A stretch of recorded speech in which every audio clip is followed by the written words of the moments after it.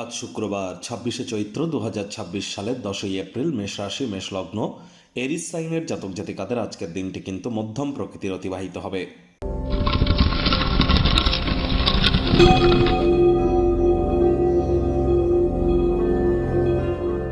ভিডিওটির শুরুতেই স্ক্রিনে আপনারা দেখতে পাচ্ছেন শুক্র গ্রহের বীজ মন্ত্র ওম দ্রাং দ্রিং দ্রং স শুক্রায় নামা। এটি সূর্যের আলো ডুবে যাওয়ার পর আপনারা ১০৮ বার জপ করুন, অত্যন্ত উপকৃত হবেন। স্নানের জলে হাফ কাপ কাঁচা দুধ, গোলাপ জল অথবা আতর বা ইত্যাদি দিয়ে স্নান করুন। আপনাদের শুক্র জন্মছকে যে রাশির গৃহে অবস্থান করছে সেই রাশির বডি পার্টসে আপনারা কিন্তু অবশ্যই কিছু আতর বা ইত্যাদি ইউজ করতে পারেন। বাড়ির উত্তর পূর্ব কোণ বা দক্ষিণ পূর্ব কোণে অর্থাৎ ঈশান কোণ বা অগ্নিকোণে আপনারা গোলাপের যে আতর পাওয়া যায় এটি শিশি এনে রেখে দিন, তার মুখটা খুলে রেখে দিন, দেখবেন আর্থিক বৃদ্ধি হবে। আর এর সাথে সাথে আপনাদেরকে বলবো যে অবশ্যই আজ সাদা রঙের বস্ত্র সামগ্রীর প্রয়োগ আপনারা বেশি করে করুন। মহিলারা লক্ষ্মীর পাঁচালী আজ শুক্রবার হওয়া সত্ত্বেও পাঠ করুন, আপনার গৃহে সমৃদ্ধি আসবে। আর দেখুন, আপনাদের মধ্যে অনেকেই কিন্তু মনে করেন যে আমি ডেলি একই কথা বলি। দেখুন, ডেলি একই কথা বলি এটা আপনাদের মনে হতে পারে। কেন? তার কারণ আমি কিন্তু শুধুমাত্র কয়েকটি পয়েন্ট ধরে নিয়েছি।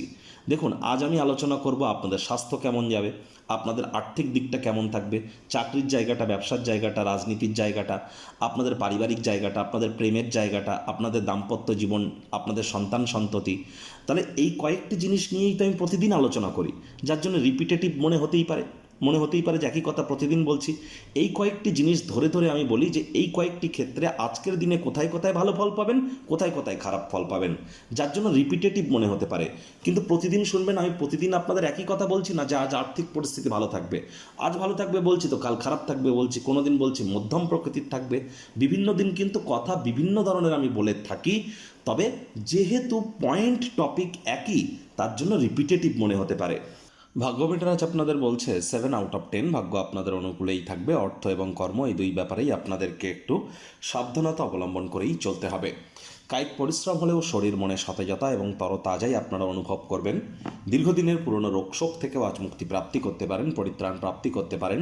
তবে হ্যাঁ, আজ পিতামাতার শরীর স্বাস্থ্যের দিকে আপনাদেরকে অতিরিক্ত নজর কিন্তু প্রদান করতে হবে। আপনার পিতামাতার শরীর স্বাস্থ্যের অবনতির কারণে আপনাদের মধ্যে অনেকের ক্ষেত্রেই কিন্তু প্রচুর অর্থ ব্যয় হতেই পারে।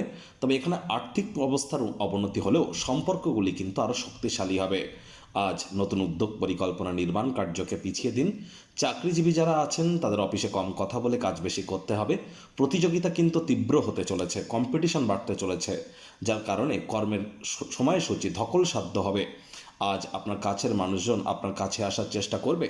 মনকে শান্ত রাখতে একান্তে সময় কাটান। আজ চেষ্টা করুন কাজের জায়গার অশান্তি যেন গৃহে আনবেন না।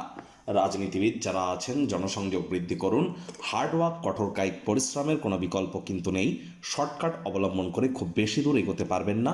শিক্ষার্থী বিদ্যার্থীরা যে কোনো প্রকার পরীক্ষা প্রতিযোগিতায় সফলতা প্রাপ্তি করবেন উচ্চশিক্ষার জন্য।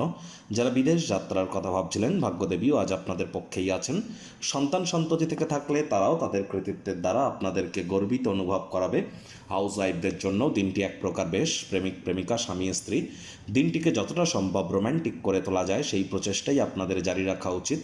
অবিবাহিতদের বিবাহের যোগ পরিলক্ষিত হচ্ছে। যারা প্রেমে পড়েননি তাদের জীবনে স্বপ্নের নারী বা পুরুষের আগমন আজ কিন্তু হতেই পারে। একটু প্রচেষ্টা আপনাদেরকেও করতে হবে। আজ শত্রুপক্ষ বিরোধী পক্ষ খুব একটি শক্তিশালী থাকছে না। দিনের শেষ ভাগে পুরনো দিনের কোনো এক বন্ধু গৃহে সৌজন্যমূলক সাক্ষাৎ কিন্তু করতেই আসতে পারে।